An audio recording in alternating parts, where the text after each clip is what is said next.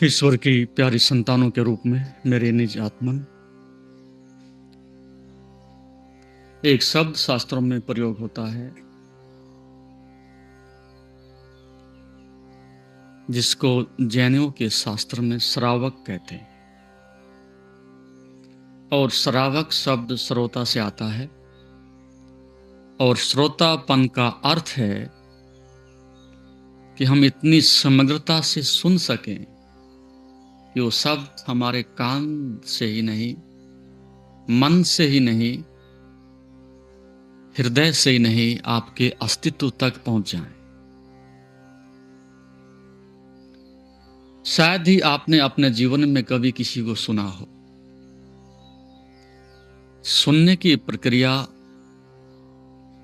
एक ऐसी गहनतम प्रक्रिया है कि जो आपके जीवन को या तो आमूल चूल परिवर्तित कर सकती है और आप चैतन्य की ओर अपनी यात्रा पर निकल सकते हो, और या फिर सुनने की जो प्रक्रिया है, यदि आप ठीक से ना सुन सकें तो तुम्हें इस संसार में जो भी आज भटकन है, विषाद है, जीवन में इस प्रकार का बिखराव है, उसकी ओर ले जाती है।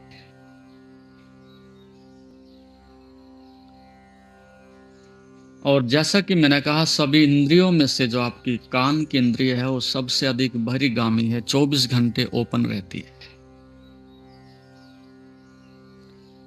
गुरु और शिष्य का जो पहला संबंध स्थापित होता है वो श्रवण से होता है, श्रुति से होता है।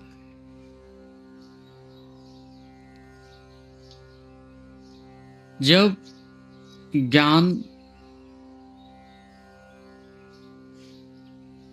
उस अवस्था पर होता है कि जहां आपका हृदय, आपकी श्रद्धा उसको ग्रहणशील बनते हुए, ग्राहक बनते हुए ग्रहण करने के लिए आतुर और प्यासी हो, उस अवस्था में उस शब्द को यदि ग्रहण कर लिया जाए तो कहीं एक आंतरिक मिलन होता है। इस दृष्टिकोण से अब जब कभी भी आप सुनो तो उसमें उतनी समग्रता होनी चाहिए, इतनी अखंडता होनी चाहिए, इतनी एक तड़फ और प्यास होनी चाहिए कि एक शब्द को आप पी जाओ, आपके एक एक परत दर परत में से उसको भेदन करते हुए तीर की तरह से आपके हृदय तक पहुंच जाए, तो फिर आपको कुछ भी अधिक सुनने की आवश्यकता नहीं। दो प्रकार से यदि ज्ञान है तो उसके ऊपर, उसके प्रति आप अपने को पूरा ओपन रखो, और यदि संसार को आप सुनते हो तो अपने विवेक को, अपने प्रज्ञा को कान के पास पहरेदार की तरह से रखो। अनावश्यक चेष्टा, अनावश्यक शब्द एक भी प्रविष्ट ना हो सके,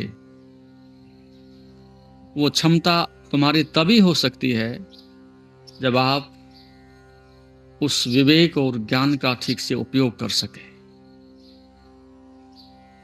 लेकिन हमारी नकारात्मकताएं, हमारे जीने का ढंग, अज्ञानता की अवस्था एक नकारात्मक शब्द के प्रति इतनी ग्रहणशील रहती है कि वो तो हृदय तक पहुंचता है।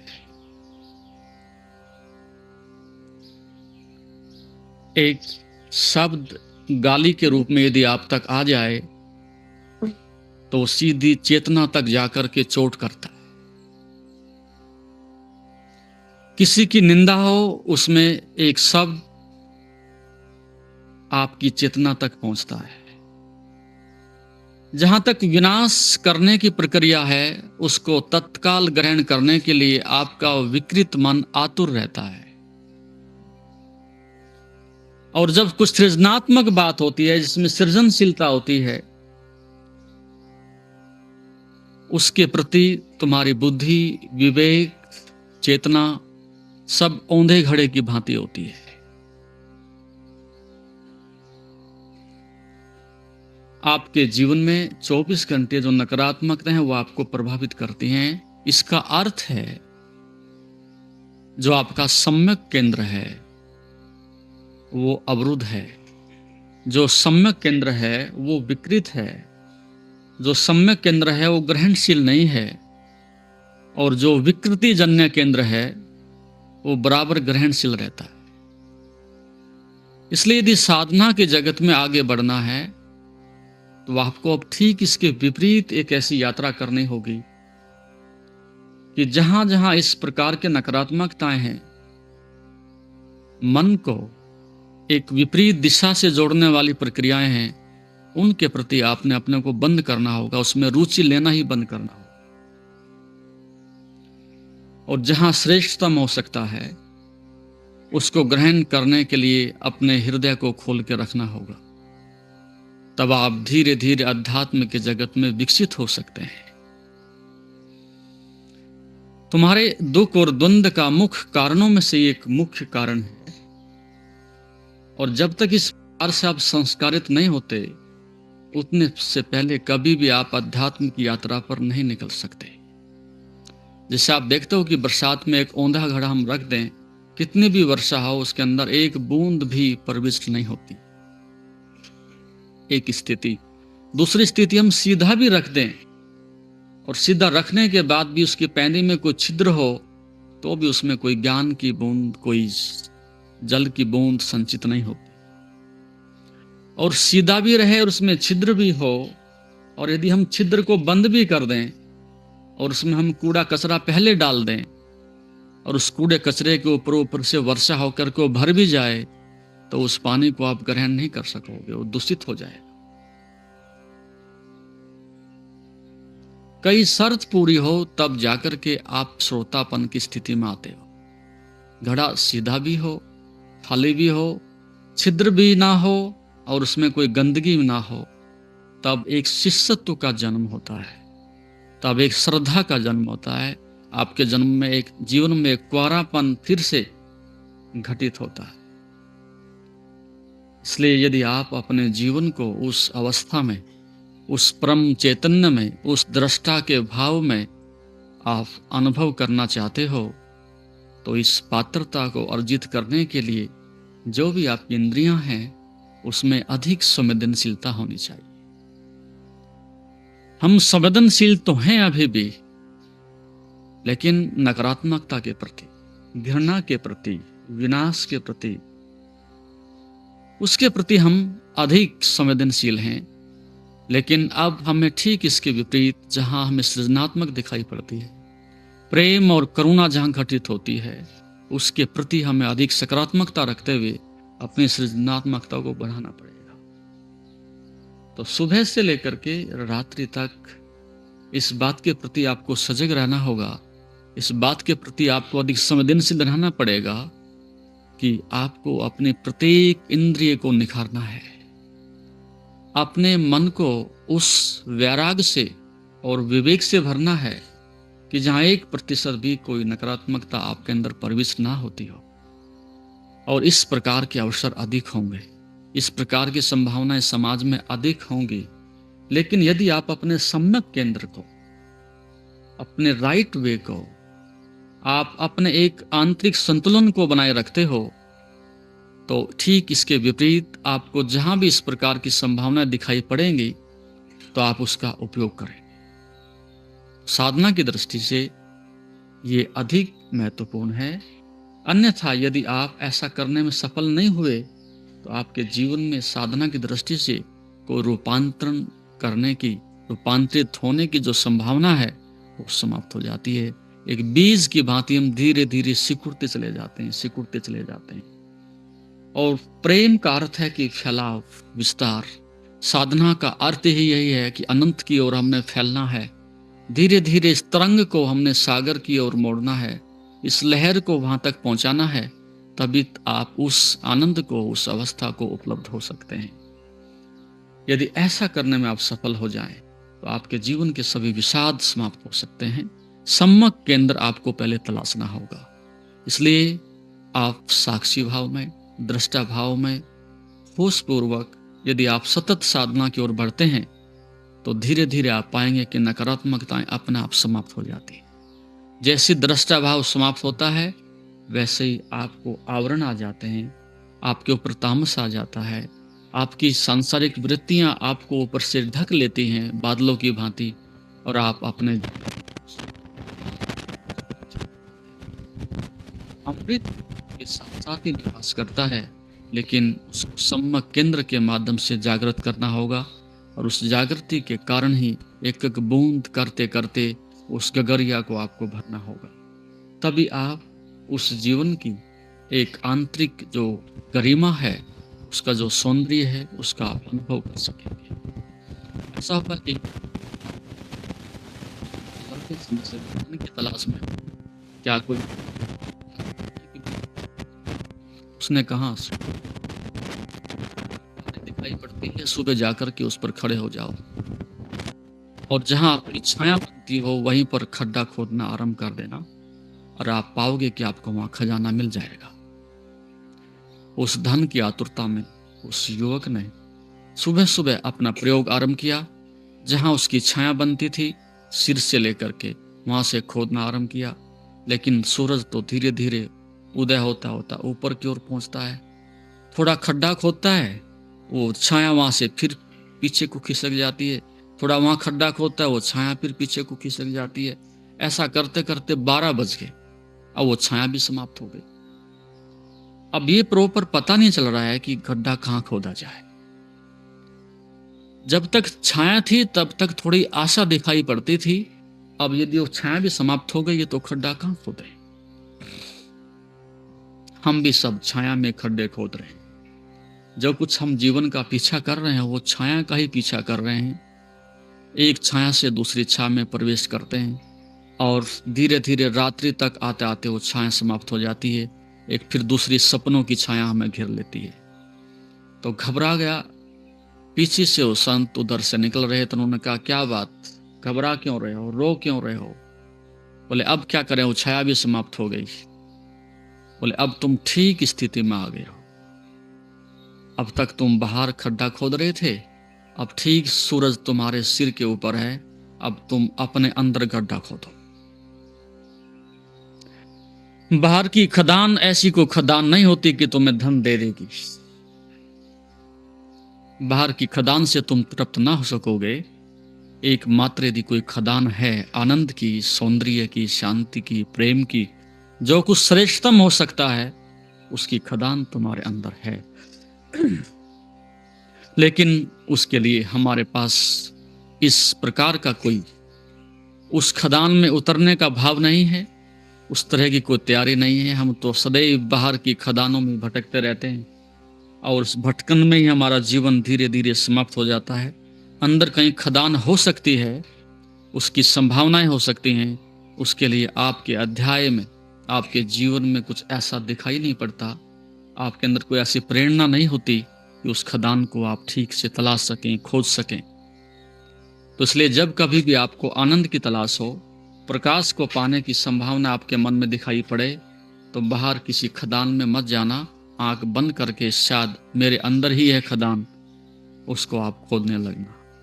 तो ध्यान का अर्थ है एक अंतर्दृष्टि, ध्यान का अर्थ है अंदर झांकना। और यदि आप अंदर झांकते चले जाते हो, झांकते चले जाते हो, तो एक एक साल अलग होती चली जाती है।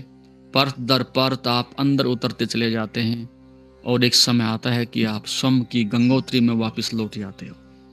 दो अवस्थाएं हैं, एक कि गंगोत्री नीचे धीरे धीरे उतरती है, लेकिन आपको ठीक विपरीत यात्रा करनी पड़ेगी। आप सरिता से धीरे धीरे उस गंगोत्री के प्रवाह में, उस मूल में पहुंच जाओ। जो यात्रा तुम संसार में करते थे, ठीक इसके विपरीत उलटबासी आपको यात्रा करनी पड़ेगी यदि गंगोत्री तक पहुंचना है। अब तक जो कुछ संग्रहित किया है, ठीक उस सब को आपने वापस उड़ेलने के लिए, उसको गिराने के लिए प्रयास करने पड़ेंगे, ज्ञान के लिए नहीं। अपितु उस अज्ञान को गिराने के लिए तुम राजी हो जाओ, कूड़े कचरे को, तो पुनः आप उस गंगोत्री तक, मूल स्रोत तक पहुंच सकते हो, और फिर पावन गंगा में स्नान कर सकते हो, जो कि तुम्हारा स्वभाव है। ऐसा हुआ, एक नगरी हुई अवंतिका। उसके नगर सेठ को बार बार मन में भाव हुआ, किसी पंडित से कथा सुनी जाए, उसको श्रवण किया जाए, तो पाप से मुक्त हो सकते हैं। पाप से मुक्त। ज्ञान हम आनंद के लिए अर्जित नहीं करते, ज्ञान को हम शांति के लिए अर्जित नहीं करना चाहते, साधना हम उस लक्ष्य तक पहुंचना नहीं करना चाहते। अधिक से अधिक हमारा लक्ष्य यही होता है कि कैसे हम पाप से मुक्त हो जाएं। और पाप से मुक्त होने का अर्थ ये होता है कि पाप हम आगे कर सकें। उस मुक्त होने का ये भी अर्थ नहीं कि सदैव के लिए मुक्त हो जाएं। अधिक से अधिक हम ये संभावना अपने तलाशते रहते हैं कि पाप हम करते रहें, केवल उसको कुछ समय के लिए टालने के लिए हमको अनुष्ठान कर लें, कोई कथा सुन लें। तो जो भी हम आयोजन करते हैं वो पाप के भय से करते हैं, परमात्मा के प्रेम से हम नहीं करते। वहां के प्रसिद्ध कथावाचक को आमंत्रित किया। वो प्रतिदिन नदी को पार करके, क्षिप्रा नदी को पार करके, वो वहां से उनको नगर में कथा सुनाने के लिए आए। अब कथा सुनने से कोई मोक्ष होता है? अब तुम सारी जिंदगी कथा ही सुनते रहे हो। प्रत्येक व्यक्ति जो भी तुम्हारे पास आता है वो कथा ही सुनाता है। इस दृष्टिकोण से यहाँ प्रत्येक व्यक्ति कथावाचक ही है। कथा सुनने से ज्ञान होता तो बहुत पहले लोगों को मोक्ष हो गया होता, आनंद मिल गया होता, शांति मिल गई होती। कथा सुनने से कुछ नहीं होता, सिवाय एक मूर्छा और मूर्ता और पागलपन और बढ़ जाता है। कई बार सुनने के बाद वो व्यक्ति फिर चौंका तो है। लेकिन बीच में ऐसा हुआ कि जो वहां एक घड़ियाल रहता था उस नदी के अंदर, उस घड़ियाल ने उस पंडित से दोस्ती की। उसने कहा कि तुम नाहक अपना समय बेकार कर रहे हो। ये पंडित की कथा सुनने के लिए जो नगर सेठ बैठा है, वो कथा सुनने के लिए नहीं बैठा है, इसके माध्यम से वो अपने पाप को नष्ट करने के लिए बैठा है, ज्ञान के लिए नहीं। उससे तो अच्छा तुम मुझे कथा सुना दो, और जितनी मुद्रिकाएं तुम उनसे लेकर के आते हो उससे दुगनी में तुम्हें दिया करूं। और पंडित को तो धन चाहिए था, उसका इस बात में थोड़ा ही रस है किसी का मोक्ष हो जाए, किसी की मुक्ति हो जाए। पंडित का अर्थ यही है कि उसको धन चाहिए था, और धन के लोभ में उसने उसकी कथा स्थगित करके उस घड़ियाल को कथा सुनाई। और घड़ियाल कथा सुनते सुनते उस बौद्ध को ज्ञान को उपलब्ध होने के काफी नजदीक पहुंचा। एक दिन उसने कहा कि अब मुझे त्रिवेणी में और छोड़ दे। यहां तक तो ठीक है, कथा सुनने से बहुत कुछ हुआ, लेकिन जब तक कि मैं साधना ना कर सकूं, मैं उस त्रिवेणी में विलीन ना हो सकूं, मैं अपने आंतरिक अस्तित्व तक ना पहुंच सकूं। एक संस्कार तो मिला है, वैराग्य भी शास्त्र के सुनने से मुझे पैदा हुआ है। अब मेरी ही वृत्ति हिंसात्मक नहीं, लोगों को परेशान नहीं करता, लेकिन अब मैं चाहता हूं कि तुम मुझे त्रिवेणी में ले जाकर के छोड़। और आपको त्रिवेणी में जाने के बाद हीरे और जवाहरात से भरी हुई एक गगरी जो मेरे पास रखी है, जो बहुत बहुमूल्य है, उसको मैं तुम्हें दान में, दक्षिणा में दूं। कहते पंडित ने उसको उस लोभ में आकर के वहां से उठाकर उसको त्रिवेणी तक ले गया। त्रिवेणी में छोड़ने के बाद एक मुस्कुराहट, हास्यास्पद मुस्कुराहट जैसी होती है, वो घड़ियाल के चेहरे पर दिखाई पड़ी। उस पंडित ने कहा कि ऐसी मजाक क्यों करते हैं, तुम तो मेरे शिष्य रहे हो। शिष्य होने के कारण कम से कम मर्यादा का तो पालन करो, इस प्रकार का उपहास क्यों करते हो? मैंने ज्ञान दिया है, आपने मुझे उसके बदले में दक्षिणा दी है, उपहास क्यों करते हो? उसने कहा कुछ कारण है। ये बात आप मेरे मित्र गधे से पूछ सकते हो। एक मनोहर नाम का जो धोबी उस नदी पर, उस घाट पर लंबे समय से कपड़े साफ करता है लोगों के, उस गधे से मेरी दोस्ती है, और इस बात का उत्तर तुम्हें वही दे सकते हैं। पंडित ने कहा कि ऐसी मजाक क्यों करते हो? मनुष्य के पास कोई उत्तर नहीं होता, गधे उत्तर दिया करते हैं। बोला कुछ भी हो, वो गधा इतना समझदार है कि तुम्हें उत्तर दे देगा। कई दिन तक आकर के तो मन में उहापोह हो रही कि गधे से क्या बात करें, अपना अपमान भी है। अपने से कोई श्रेष्ठ होता तो बात भी करते। मुझे ठीक ठीक पता है गधा गधा ही होता है, बेवकूफ है, कुछ नहीं जानता। लेकिन जिस चीज को हम नकार देते हैं एक आकर्षण पैदा होता है। कई दिन तक नींद नहीं आई। फिर वो गधे के पास गया, उसने कहा यार ऐसी ऐसी बात है, तेरा मित्र घड़ियाल ऐसी बात कह रहा था। बोले बात तो ठीक है। उसने कहा फिर क्या राज है? उसने कहा राज ये है कि जो यहाँ का राजा है, मैं पहले उसका वजीर था। राजा ने एक बार कहा कि मुझे आप त्रिवेणी में ले जाओ, और बहुत लंबे समय से मैं पाप से ग्रसित हूँ। अब ये देख लिया मैंने सब संसार, इसकी व्यर्थता को, इतने राज और पाठ को बढ़ा करके, सम्मान को पा करके मुझे कुछ नहीं मिला। जितनी बड़ी मूढ़ता मैंने की है, उसको देखते हुए लगता है कि मुझे लंबे समय तक तपस्या करनी चाहिए, साधना करनी चाहिए, और त्रिवेणी में तुम मुझे ले जा करके छोड़ दो और 1,00,000 मुद्राएं आपको मैं दूंगा। वजीर जब उसको वहां पर छोड़ रहे थे तो राजा ने कहा कि तुम भी ठहर जाओ, क्योंकि भले ही मैंने कितने भी पाप किए हों, लेकिन वो तुम्हारी सलाह से किए। सलाहकार तो तुम ही थे, और उसमें से 50-50% आपका भी शेयर बनता है। और ऐसा अवसर बार बार नहीं मिलता। इस त्रिवेणी में, इस ज्ञान की गंगा में, इस संगम में तुम भी स्नान कर लो। क्या रखा है मुद्राओं में, कुछ समय के बाद समाप्त हो ही जाएंगी। लेकिन वजीर का लोभ काफी बड़ा हुआ था। उसने कहा कि 1,00,000 मुद्राएं दी हैं, अब मैं चाहता हूं कि आप 2 दे दें और अपने इस पांडित्य को, ज्ञान को अपने पास रखें। तुम मूड हो, पागल हो, इस तरह का घटिया सौदा मैं नहीं कर।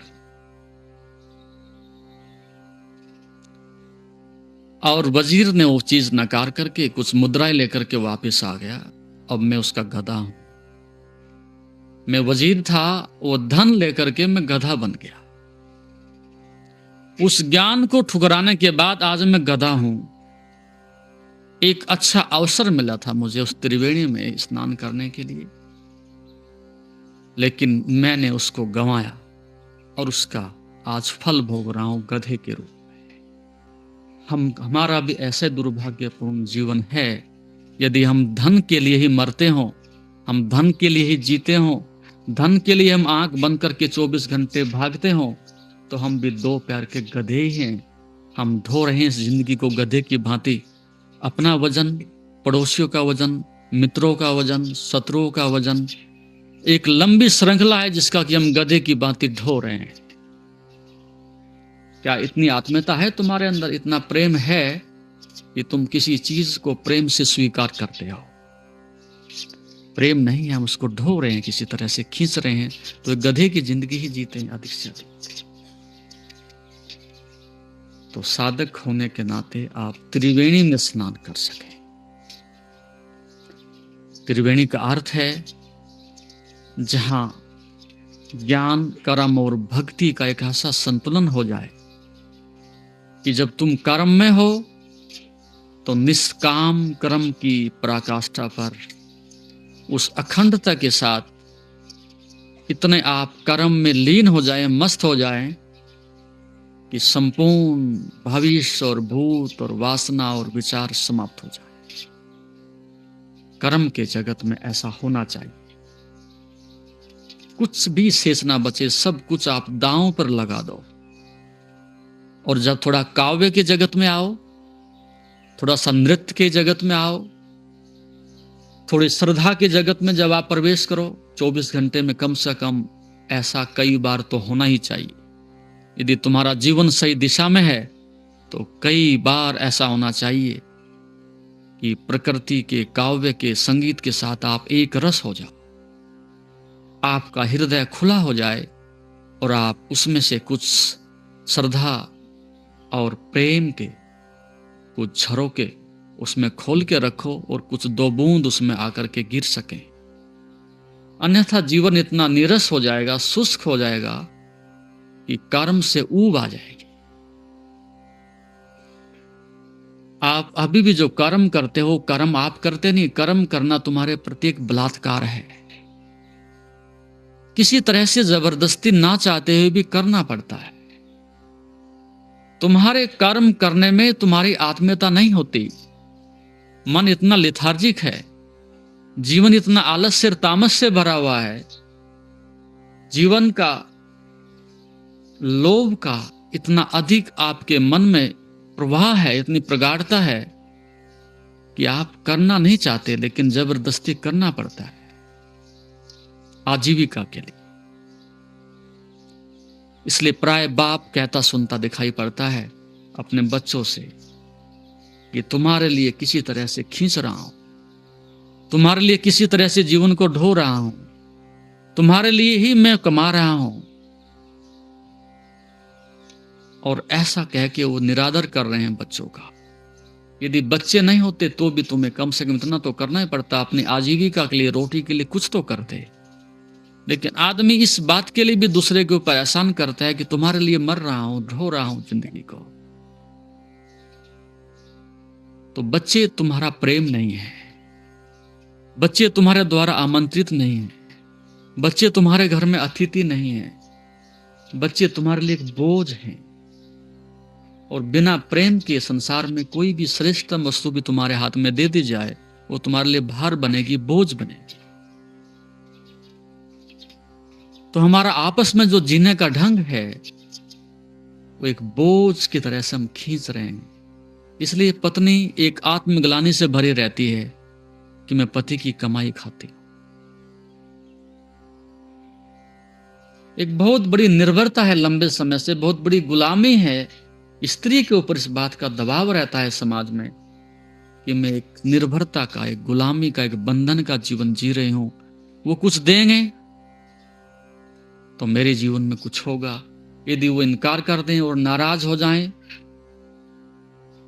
तो मेरा जीवन बहुत दूभर हो जाएगा, कष्ट में गिर जाएगा। इसलिए सदैव ना चाहते भी स्त्री को उस गुलामी के जीवन से गुजरना पड़ता है। जो नहीं करना चाहिए वो भी उसे करना पड़ता है। जो उसे स्वीकार्य नहीं उसकी आत्मा को, उसको भी दांव पर लगा करके बेचना पड़ता है। तो जिसको भी तुम गुलाम बनाते हो, तुम्हें भी गुलामी की पीड़ा से गुजरना पड़ता है।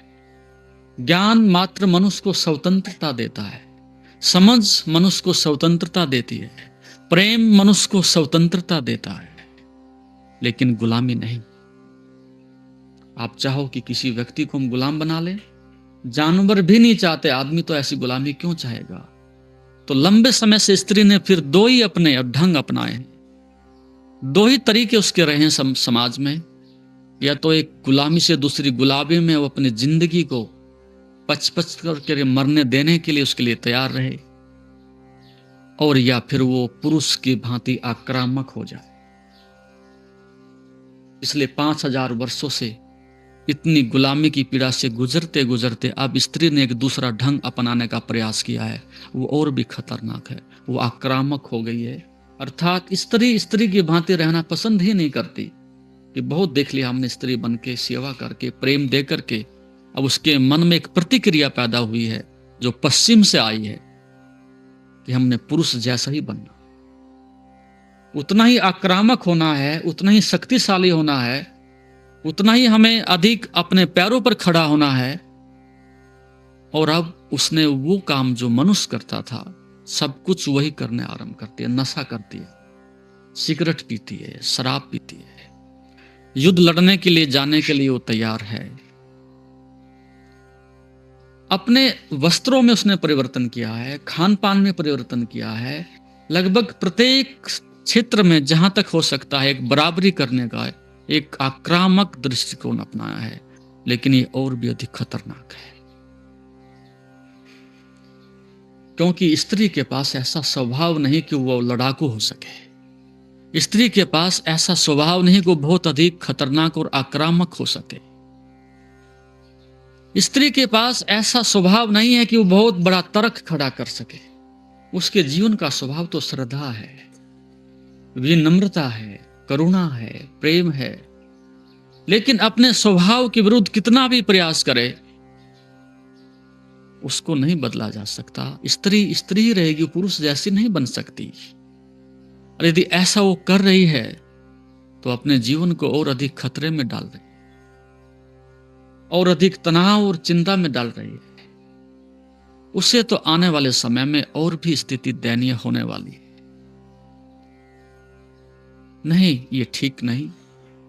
ठीक इसके विपरीत हमें एक सृजनात्मक दुनिया को, एक आंतरिक समझ और प्रेम की दुनिया को विकसित करने के लिए मनुष्य को भी अपने व्यवहार में परिवर्तन करना होगा। मातृशक्ति को भी उसको सहयोग देने के लिए 2 कदम अपने आगे बढ़ाने होंगे। और दोनों का एक संतुलन, एक सदगृहस्थ यदि स्थापित हो जाता है, दोनों के बीच में एक आदर का और प्रेम का और सम्मान का जीवन स्थापित हो जाता है, एक दूसरे को, गरिमा को पहचानने के लिए उनको सब प्रकार से आगे बढ़ाने के लिए यदि संतुलन बन जाता है, जो कि धर्म ही दे सकता है, जो कि योग ही उसको नीचे उतार करके ला सकता है, जो कि आपका आचरण ही उसमें परिवर्तन कर सकता है, तो हमें इस गृहस्थ आश्रम को उस परम शिखर तक ले जाने के लिए इन संभावना को तलाशना होगा कि न तो पुरुष मालिक बनने की कोशिश करे और ना ही स्त्री एक बगावत की दृष्टि से पुरुष जैसा बनने की कोशिश करे। पुरुष सम्मान दे सके और स्त्री एक अच्छी संतति को आगे बढ़ाने के लिए अपना योगदान दे सके। यदि आज सभ्यता और संस्कृति में एक बहुत बड़ा परिवर्तन आ सकता है, एक बहुत बड़ी संभावना धर्म के अवतरित होने की बन सकती है, तो वो स्त्री से आ सकती है। कोई भी सभ्यता या संस्कृति यदि आती है पृथ्वी पर, वो स्त्री के बिना नहीं आ सकती। और यदि स्त्री का इतना निरादर हो, इतनी उपेक्षा हो, उसको इतनी हिंसात्मक वृत्ति से गुजरना पड़ता हो, उसको अपनी जिंदगी को बेचना पड़ता हो, तो आने वाली संभावना है कि जो हमारे पास बच्चों की संभावना है, एक अच्छे जगत में उनको शिक्षित करने की संभावना है, वो धीरे धीरे समाप्त होती चली जाए। तो आपको उस योग की यात्रा पर निकलने से पहले हमें अपने हृदय को एक करना होगा। हमें एक आंतरिक आध्यात्मिक जगत में प्रवेश करने के लिए एक संयम की जिंदगी जीनी होगी, एक संतुलन बैठाना पड़ेगा, तभी आप धीरे धीरे आप आगे बढ़ सकते हैं, अन्यथा ऐसा ना हो सकेगा। संयम,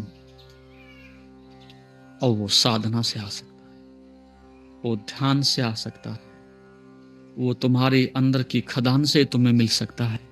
इसलिए पिछले कई दिनों में जो आप सुनते रहे हो, जो करते रहे हो, उस सब के पीछे यही एक उद्देश्य था कि धीरे धीरे तुम अपने अन्नमय कोश को, अपने शरीर की स्थिति को संतुलन में लाने की कोशिश करो। एक प्राणायाम के माध्यम से अपनी शक्ति का अधिक विस्तार करो, ताकि तुम इस प्रकृति से अधिक शक्ति को अंदर संचित कर सको, ताकि आप उस ऑक्सीजन से अपने रक्त में अत्यधिक अपनी जीवनी शक्ति को, इम्यूनिटी को आप बढ़ा सको।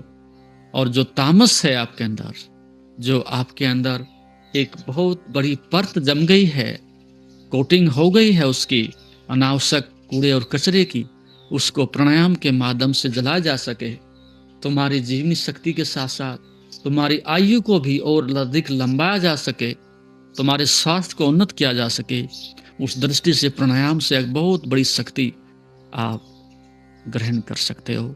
स्वास्थ्य अच्छा है, एक अच्छा संतुलन है, तो उसी के आगे तुम मनोमय कोश में प्रवेश कर सकते हो। मन जो कि अपने को दो भागों में विभक्त करता है। यदि मन पदार्थ की ओर भागता है तो तुम एक वासना के जगत में प्रवेश करोगे। दो संभावना है, क्योंकि मन एक ऐसा कॉमन फैक्टर है, मन एक ऐसी एनर्जी है, मन एक ऐसी विद्युत तरंग है, एक ऐसी शक्ति है कि ठीक दो दिशाओं में वो काम कर सकता है। यदि मन परिधि से जुड़ जाए, शरीर से जुड़ जाए, तो वासना का जगत निर्मित करता है। मन वासना से आविष्ट होता है, क्योंकि जब तुम शरीर से आविष्ट होते हो तो तुम बिना वासना के नहीं रह सकते। और ठीक इसके विपरीत, यदि आपका मन चेतना की ओर गति करता है तो तुम आनंद से जुड़ जाते हो, तुम परम सत्ता से जुड़ जाते हो, परम चैतन्य से तुम्हारा संबंध स्थापित हो जाता है। फिर तुम्हारे जीवन में चारों ओर जो कुछ होता है सब राम रस बरसता है।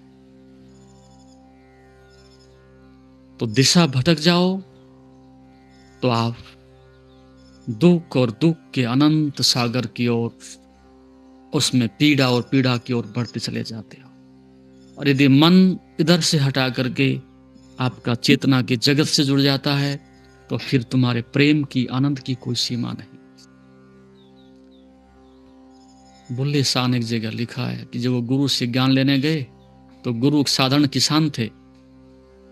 वो धान की पौध अपने खेत में रोप रहे थे। उन्होंने पूछा कि ज्ञान क्या है, मोक्ष क्या है? और उन्होंने कहा कि ज्ञानदा की पाना इथे पटना उठेला।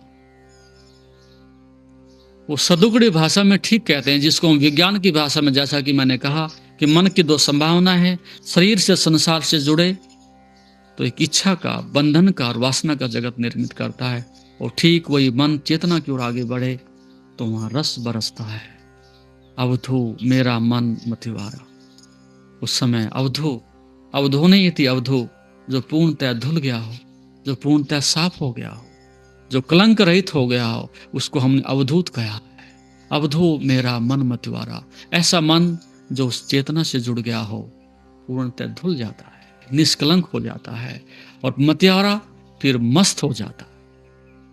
अपने में मस्ती मिलती है, अपने में आनंद मिलता है, और जब अपने में तुम आनंदित होते हो फिर भीख मांगने की आवश्यकता नहीं, दूसरे का पीछा करने की आवश्यकता नहीं, फिर तुम बांट सकते हो, पहली बार दाता बन सकते हो। जब तुम आनंदित होते हो तो तुम्हारी एक ही संभावना है कि तुम सबको आनंद ही बांटोगे, और जब तुम दुखी होते हो केंद्र में तो फिर सबको दुख ही बांटोगे। अब जैसी हमारी नियति है, हम सुबह से लेकर के रात्रि तक, जन्म से लेकर के मृत्यु तक एक दूसरे को दुख और दुख ही बांट सकते हैं, क्योंकि हमारे पास और कोई संपदा है भी नहीं। अवधू मेरा मन मतिवारा। इस प्रकार से तुम्हारा मन ये दुष्चेतना के जगत में जाना चाहता है, प्रवेश करना चाहता है, तो आप अपने इस अन्नमय कोश से अपने को और अधिक निखारते हुए, क्योंकि हम तो उसी पर जीते हैं, उसी पर मर जाते हैं, हम तो खाने के लिए ही जीते हैं, 24 घंटे उसी के लिए हम भागते हैं। जब भी आप कहीं भी दिखाई पड़ते हो तो लगभग ऐसा लगता है कि जैसे तुम खाने के लिए ही जी रहे हो। जब भी घर में कोई व्यक्ति आता है तो हम एक ही बात आगे रखते हैं कि क्या चलेगा। सब कुछ हमारी दृष्टि किचन के ऊपर रहती है, उसी से तुम्हारी नाराजगी है, उसी से तुम्हारी खुशी है, उसी से मित्रता है, उसी से दोस्ती है। तुम ठीक से उसकी इच्छा के अनुरूप उस व्यक्ति को कुछ ना दे सको, वो व्यक्ति शराब पीना चाहता है, तुम ना दे सको तो दोस्ती समाप्त हो जाती है। वो व्यक्ति अपने अनुसार जो चाहता है तुम ना कर सको तो संबंध समाप्त हो जाता है। इसलिए दूसरों को खुश करने के लिए बराबर तुम्हें इस प्रकार की एक अराजकता से गुजरना पड़ता है। तो घर में आते ही 24 घंटे एक ही भाग दौड़ है, उसी के लिए क्या चलेगा। और जब बाहर तुम मित्रों से कहीं भी मिलते हो तो एक ही रट रहती है कि क्या मिलेगा। बाहर धन चाहिए एक दूसरे से, सम्मान चाहिए एक दूसरे से, क्या मिलेगा दूसरे से, और घर में आते ही क्या चलेगा। बस दो अवस्थाओं के बीच में घड़ी का पेंडुलम हमारा घूमता रहता है। लेकिन एक बात कहना चाहता हूं, जिस व्यक्ति ने स्वयं से प्रेम ना किया हो वो संसार में किसी को प्रेम नहीं कर सकता। कहां से देगा प्रेम। हर व्यक्ति की शिकायत है, हर पत्नी की शिकायत है, प्रत्येक बेटे और बाप की शिकायत है कि तुम मुझे प्रेम नहीं करते। चारों ओर कहीं ना कहीं किसी प्रकार से तुम वो कहें या ना कहें, ये आवाज आपको सुनने को मिलेगी कि तुम मुझे प्रेम नहीं करते। लेकिन ये बेईमानी है, तुम्हें कोई भी प्रेम नहीं करेगा जब तक कि तुम स्वयं को प्रेम ना करो। और अहंकार ऐसा नहीं चाहता, ये मूढ़ता ऐसा नहीं करना चाहेगी। हम सदैव दूसरे से अपेक्षा करते हैं कि वो हमें आदर भी करें, हमें प्रेम भी करें, लेकिन ये भीख मांगने से नहीं मिलती। तुम्हें पहले स्वयं से प्रेम करना पड़ेगा। लेकिन तुम आज की स्थिति में जैसे हो, तुम स्वयं के शत्रु हो। तुम में से एक व्यक्ति भी ऐसा नहीं जो स्वयं का मित्र हो। तुम सब अपनी हिंसात्मक वृत्ति से, अपनी घृणा की वृत्ति से, अपनी इस मूढ़ता और पागलपन की वृत्ति से तुम सब सुसाइडल पोजीशन में हो। ग्रेजुअली, धीरे धीरे तुम सुसाइड करने की स्थिति में जा रहे हो। हम किसी तरह से अपने दिन गिन रहे होते हैं, किसी तरह से हम बोझ खींच रहे होते हैं, मौत हमारी कहीं तलाश कर रही होती है। हमारी जिंदगी में जीवन को जीने के लिए कोई निरंतर उत्सव नहीं होता, किसी तरह से घिसट रहे होते हैं, घिसटते घिसटते चल रहे होते हैं, अपने से हम कभी नहीं चलते। तो प्रेम आपके जीवन में नहीं, मित्रता आपके जीवन में नहीं है, और स्वयं का मित्र बनना कोई साधारण बात नहीं। स्वयं से प्रेम करना कोई साधारण क्रांति नहीं। एक ही क्रांति समाज आ सकती है, आनी चाहिए कि तुम स्वयं से प्रेम कर सको। और क्रांतियां तो बहुत आई और चलेगी, वो राजनीति की क्रांतियां रही होंगी, धन इकट्ठा करने की क्रांतियां रही होंगी। इस पृथ्वी को कई बार विश्व युद्ध में बदलने की क्रांतियां रही होंगी। लेकिन तुम स्वयं से प्रेम कर सको तो क्या यहां पृथ्वी पर रक्तपात हो सकेगा? आप पूरी मानवता को प्रेम में ढाल सको तो क्या यहां विश्व युद्ध हो सकेंगे? पहले विश्व युद्ध में 3.5 करोड़ आदमी मरे, दूसरे में 7.5 करोड़ आदमी मरे, और अब तीसरे में क्या बचेगा और कितने मरेंगे उसके विषय में कुछ नहीं कहा जा सकता। क्या यही मानवता है? क्या यही प्रेम है? इसलिए यदि आप भविष्य में इस दुर्भाग्य के द्वार को बंद करना चाहते हो, इस रक्तपात से संचित भूमि को आप समाप्त करना चाहते हो, काम है जो तुम्हें बचा सकता है, जो तुम्हें सुरक्षा दे सकता है, इस विनाश के कगार से तुम्हें वापस लौटा सकता है कि हम प्रेम और प्रेम के विस्तार को करते चले जाए। और ये बात ध्यान रखना, प्रेम करने वाला व्यक्ति हिंसा कर सकता है, प्रेम से जीने वाला व्यक्ति किसी की जान ले सकता है, प्रेम से जीने वाला व्यक्ति लोभ के संसार में बिक सकता है, अपनी आत्मा को बेच सकता है। समाज में जितने भी हिंसात्मक वृत्तियां दिखाई पड़ती हैं, जितना भी इतना कलह और कलेश दिखाई पड़ता है, उसके पीछे एक ही कारण है कि प्रेम का अभाव है। और यदि तुम उस प्रेम को ला सको मनुष्य के तल तक, मनुष्य के हृदय से, तो धीरे धीरे सारी संस्कृति और सभ्यता इतने आनंद से, उत्सव से और प्रेम से भर जाएगी कि यहां किसी चीज का कोई अभाव नहीं, कोई नरक नहीं, कोई दुख नहीं, कोई विषाद नहीं। तो साधना का उद्देश्य है कि एक दूसरे के लिए तुम पावन मंदिर बन सको। और जब तक तुम्हारे लिए ऐसा नहीं होता कि प्रत्येक आदमी में तुम ऐसे प्रविष्ट हो जाओ, प्रत्येक व्यक्ति के साथ तुम ऐसे मिलो कि जैसे तुम अब मंदिर में लोभ से जाते हो, जैसे तुम्हारा लोभ अब मंदिर में ले जाता है, तुम्हारी इच्छाएं तुम्हें मंदिर तक ले जाती हैं और तुम्हें वहां से कुछ नहीं मिलता सिवाय दुख के और निराशा के। अब तुम ठीक मनुष्य को मंदिर बना लो, परमात्मा के द्वारा सृजन किया हुआ, इससे सुंदर मंदिर क्या हो सकता है? और जब तक मनुष्य इस देवत्व को उपलब्ध नहीं होता कि मनुष्य को मनुष्य एक मंदिर की भांति उसके साथ संबंधित हो जाए, उतने से पहले सृष्टि में प्रेम नहीं आ सकेगा। स्वामी रामतीर्थ ने लिखा है कि जब मैं गृहस्थ आश्रम में प्रविष्ट हुआ, सुबह 4 बजे शिव और पार्वती जैसे एक अपना जीवन का एक सौंदर्य, शिव में आकर्षित होने का, पार्वती में एक इतनी गरिमा का और उसमें एक प्रेम के होने का जो मुख्य कारण है वो उनका संयम है, उनका त्याग है, उनका पारस्परिक प्रेम है। यदि भारतीय संस्कृति ने शिव को इतना प्रेम दिया है तो उसके पीछे यही एक मुख्य कारण है कि एक दृष्टि से वो गृहस्थी हैं, साथ में बच्चे हैं, और दूसरी दृष्टि से वो उस प्रेम के और ज्ञान के शिखर पर है। एक संतुलन है उनके पास, आंख बंद करके बैठे हैं, एक ध्यानस्थ मुद्रा में, एक अंतर जगत में, और वहां से जो उनके सिर में से, उनके सहस्रार में से जो ज्ञान की गंगा प्रवाहित हो रही है, जो कि प्रत्येक मनुष्य के अंधकार को, उसके दुख और दरिद्र को समाप्त करने के लिए एक सिंबॉलिक, एक इस प्रकार की भाषा के रूप में जो दिखाया है, वो जो गंगा है वो बाहर की गंगा नहीं, एक आंतरिक स्नान करने के लिए पावन गंगा है। तो गृहस्थ आश्रम का जो उद्देश्य है कि एक अर्थ में आप गृहस्थी हैं और दूसरे अर्थ में आप उस ज्ञान के और श्रद्धा और प्रेम के आप शिखर हैं जहां से ज्ञान प्रभावित होता है। प्रेम और उस चेतना का, उस आनंद का जहां एक मिलन हो रहा है, उस अवस्था में गृहस्थ आश्रम की जो महिमा है वो शिव के दर्शन करते करते, देखते देखते बनती है।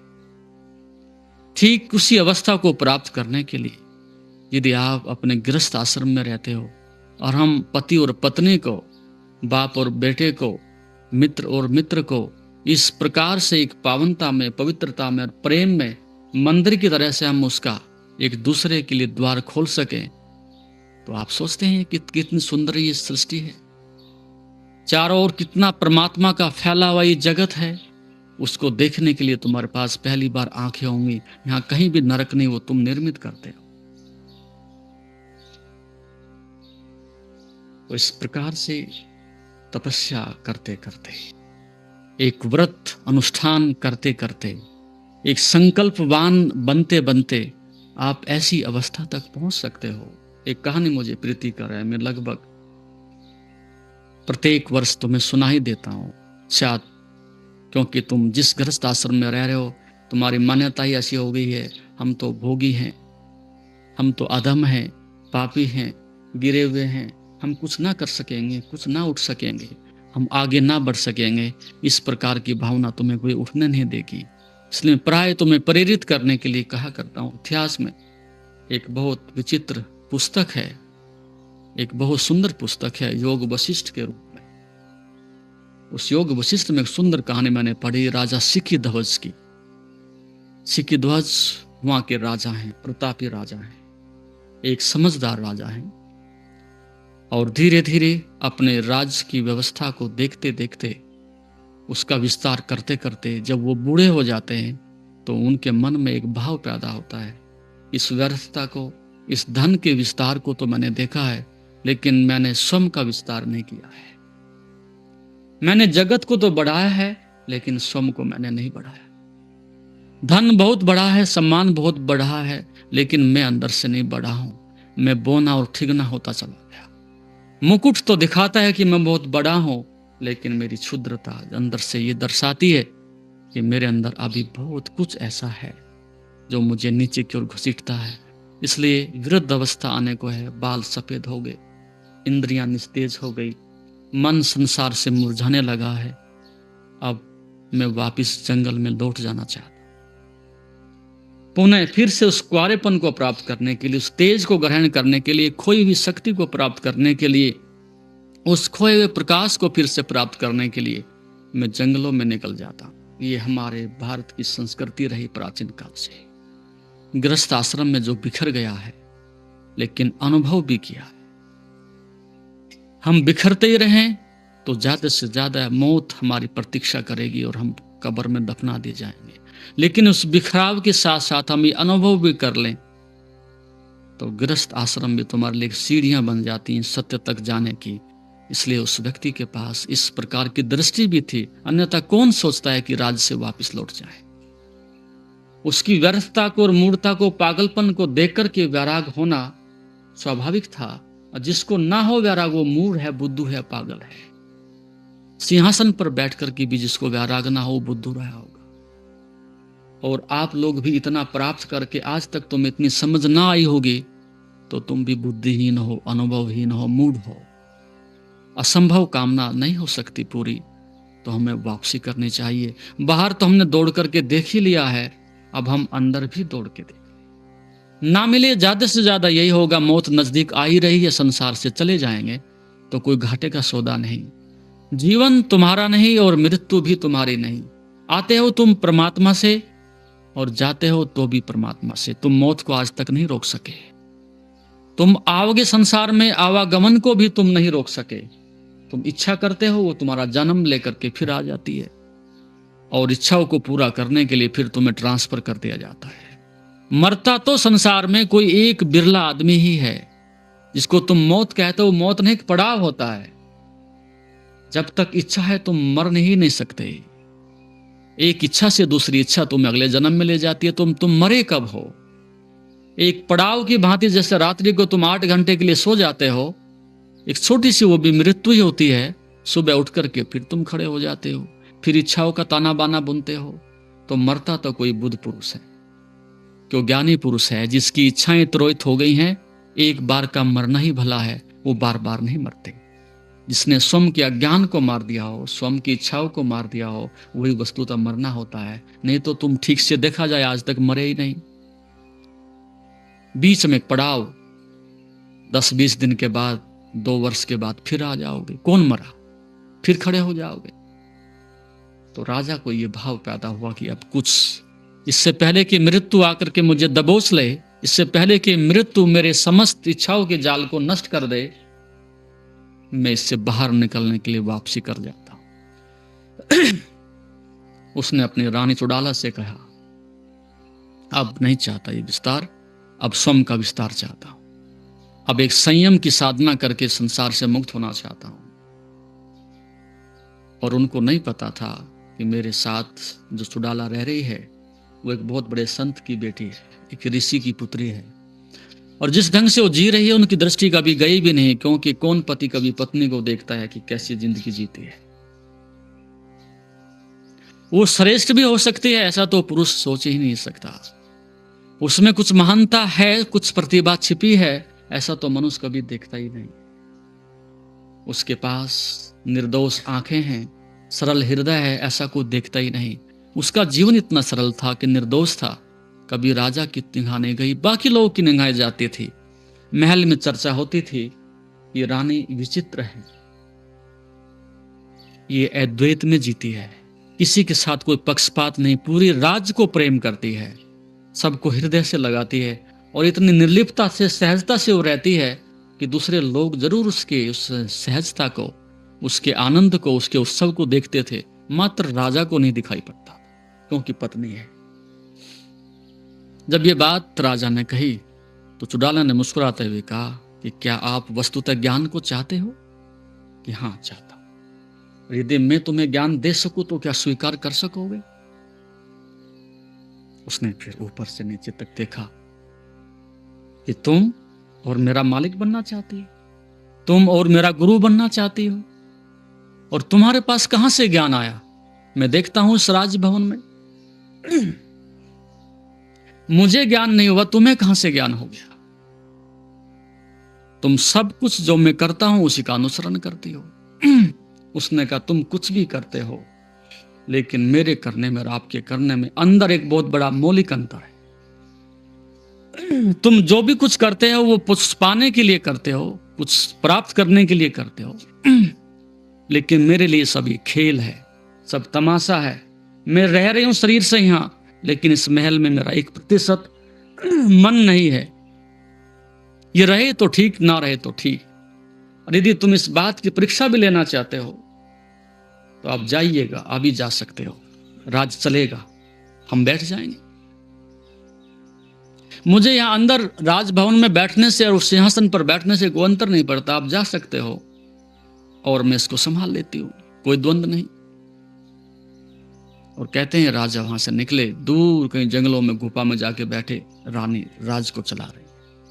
लेकिन कुछ समय के बाद उसके मन में एक करुणा का भाव पैदा।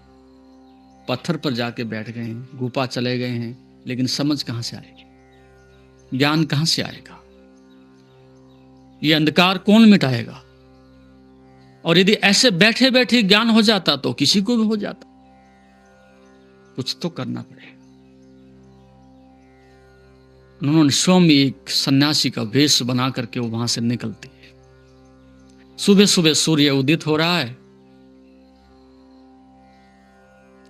और कई बार राजा अश्रुपात कर लेता है, रोता है कि क्या कहीं कोई गुरु नहीं है?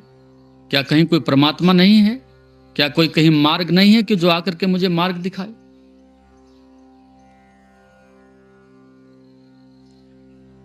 लेकिन आज सुबह सुबह वो देखते हैं कि कुछ पगचाप उसको सुनाई पड़ते हैं। शायद आज मेरे सौभाग्य के द्वार खुल जाएं। देखा, आंख खोल करके एक तेजस्वी संत खड़ा है। चरण स्पर्श किए, साष्टांग दंडवत किया। बहुत देर तक अश्रुपात होता रहा, रोते रहे। धन्य हूं मैं, आपकी मेरे ऊपर कृपा होगी, आपने मेरी सुध बुध ली और आपने मेरे उस लक्ष्य को पूरा करने के लिए मुझे यहां दर्शन दिए। संत ने कहा कि सब बातें ठीक हैं, सब कुछ मिल सकता था, सब तरह की संभावनाएं हैं, लेकिन जब तक त्याग पूरा नहीं होता उतने से पहले तुम्हें ज्ञान नहीं होगा। अब थोड़ा सा राजा था, अड़ियल बुद्धि थी। उसने कहा, ठहरो, शायद तुम्हें पता नहीं है, मैं अतीत का राजा हूं और इतनी बड़ी संपदा को ठुकरा के आया हूं, और तुम कहते हो त्याग को? झोपड़े से नहीं आया मैं, सब कुछ ठुकरा के आया हूं, इससे अधिक और क्या त्याग चाहिए? उसने कहा नहीं, उस त्याग से मेरा कोई संबंध नहीं। यदि उस त्याग की तुम बात करते हो तो कम से कम अभी भी आपके पास बहुत कुछ है जो मैं बता सकता हूं। कि क्या ये झोपड़ी किसकी है? चलो महल ही नहीं था, झोपड़ी तो है। दीवारें ईंट की नहीं थी तो कम से कम फूस की तो है, दीवार तो है। और मकान का अर्थ ही क्या होता है? प्रकृति के प्रकोप से बचने के लिए मकान होता है, वो काम झोपड़ी भी करती है। संगमरमर लगा है कि उसमें लकड़ियां लगी हैं, क्या अंतर पड़ता है? कम से कम झोपड़ी तो किसकी है? उसने कहा झोपड़ी मेरी है, मैंने बनाई है। तो कम से कम झोपड़ी तो तुम्हारी है, इतनी तो मालकियत है, इतना तो लोभ है तुम्हारे मन में कि ये मेरा मकान है। तो इतनी देर वो कहां लगा सकते थे? अहंकार इतनी प्रतीक्षा कब करता है? तत्क्षण वो अहंकार निकल करके बाहर आ गया, माचिस की तिल्ली उठाई, झोपड़ी में आग लगा दी। लो क्या झोपड़ी? महल को लात मार दी, रानी को ठुकरा दिया, सब कुछ देख करके आ गया हूं, झोपड़ी क्या होती है? झोपड़ी जला दी। इसके बाद वो कमंडल बराबर में रखा था, तो संत ने पूछा कमंडल किसका है? कि कमंडल तो मेरा ही है। उठा के गंगा में फेंक दिया। बोले अब आगे बताइएगा। उन्होंने कहा अब मैं आगे बताना चाहता हूं कि ये शरीर किसका है। अब थोड़ी बात टेढ़ी थी, इतनी आसान नहीं थी। झोपड़ी जला देना बहुत आसान है, ये कहना ही पड़ा कि शरीर मेरा है, कि शरीर मेरा है। तो अब उन्होंने कहा कि जब शरीर तुम्हारा है तो फिर त्याग किसका हुआ? अभी त्याग नहीं हुआ पूर्णतया, तो फिर त्याग? उन्होंने कहा ठीक है, मेरे पास लकड़ियां रखी हैं, चिता लगा लेता हूं, अभी जलने के लिए मैं तैयार हूं।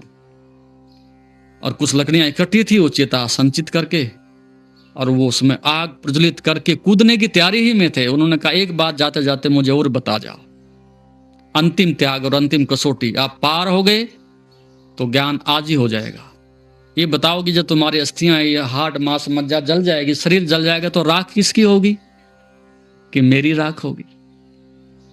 तो मेरे का भाव तो फिर भी है, मेरी राख होगी, कम से कम कुछ भी नहीं है तो राख तो है तुम्हारी। फिर वो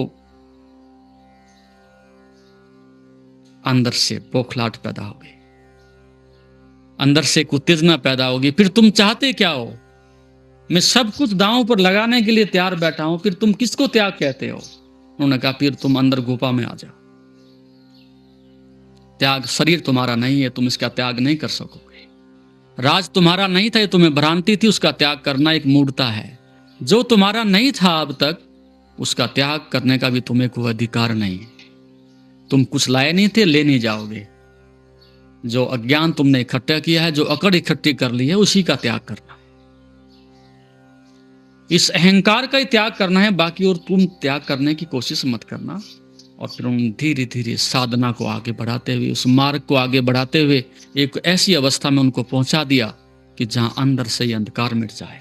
उस साधना से, उस सजगता से, उस दृष्टा के भाव से, जहां धीरे धीरे सब समाप्त हो गया। 1 वर्ष के बाद वहां से रानी फिर वापसी करती है। देखा अब ध्यानस्थ है, शांत बैठे, उन्होंने आंख भी नहीं खोली। कई घंटे तक वो प्रतीक्षा करते रहे, अपने रस में मग्न हैं। और उनसे आकर के कहा कि क्या अब आप राज कर सकते हो? कि हां, अब ये तुम्हारी स्वतंत्रता है, तुम्हारा आदेश है, आप जहां चाहो बैठा दो। अब मैं राजा की तरह से, राजा की मालिकियत की तरह से मैं राज नहीं कर सकता। अब मेरा सौभाग्य होगा यदि आप ऐसा कहते हो कि राज करो, तो मैं सेवक बन करके सबकी सेवा कर सकूं, उनके काम आ सकूं, उनका दास बन करके मैं रह सकूं, मुझे बहुत अच्छा लगेगा। अब राज मेरे लिए कोई बंधन नहीं है, राज मेरे लिए कोई पीड़ादायक नहीं है। वो सब मेरे लिए एक अंदर से आत्मीयता से और प्रेम के लिए अच्छा अवसर होगा। यदि आपका निर्देश हो तो मुझे वहाँ बैठने में और यहाँ गुफा में बैठने में कोई अंतर नहीं। और उन्होंने कहा कि क्या आप इस बात के लिए क्षमा कर सकेंगे? उसने वस्त्र उतार दिए, फिर चोगा उतार दिया कि आप देखते हो मुझे, आप किस रूप में मुझे स्वीकार करोगे? क्या आप मेरे प्रति एक बदले की भावना रखोगे कि स्त्री ने मुझे धोखा दिया कि आप मुझे प्रेम दोगे? उसने कहा नहीं, पैर छुए कि तुम मेरे गुरु हो, आपने मेरे अंधकार को मिटाने के लिए इतना कुछ किया है, अब ये भाव मैं कैसे कर सकता हूं? एक आंतरिक मिलन, एक आंतरिक प्रेम, एक आध्यात्मिक जीवन, एक आध्यात्मिक जीवन साथी के मित्र के रूप में जब ये जीवन घटित होता है, फिर यहाँ क्या कमी है? कई वर्षों का तुम्हारे पास भोजन का भंडार है, तुम कुछ भी ना करो, कई वर्ष तक तुम रोटी खा सकते हो, वर्ष भर तक के कपड़े तुम्हारे पास पड़े हुए हैं। जीवन फिर तन मन जीवन जर्जर, और फिर भक्त कहता है, साधक कहता है, हे कुंभकार, हे प्रभु अब मत मेरा निर्माण करो, हे कुंभकार अब मत मेरा निर्माण करो, अब मत इस मिट्टी को हैरान करो। जैसा कि आप जानते हैं, शरीर को स्वस्थ और मन को शांत बनाने के लिए योग ही एकमात्र साधन है। जीवन को योगमय बनाने के लिए व योग दर्शन के मर्म को आत्मसात करने हेतु गुरुदेव के आशीर्वचनों को श्रवण करें। उनके द्वारा दिया गया मार्गदर्शन आपके जीवन में सकारात्मक बदलाव लाएगा। अगर आप पतंजलि योग दर्शन सीखना चाहते हैं और इस प्राचीन ज्ञान को अपने जीवन में शामिल करना चाहते हैं तो हमसे संपर्क करें। हमारे योग सत्र न केवल आपके शरीर को स्वस्थ बनाएंगे बल्कि आपके मन और आत्मा को भी संतुलित करेंगे। अधिक जानकारी के लिए हमें नीचे दिए गए विवरणों पर संपर्क करें। हमारे साथ इस योग यात्रा की शुरुआत करें और अपने जीवन को शांति और सकारात्मक ऊर्जा से भरें। धन्यवाद। आपका दिन शुभ हो। ओम नमस्ते।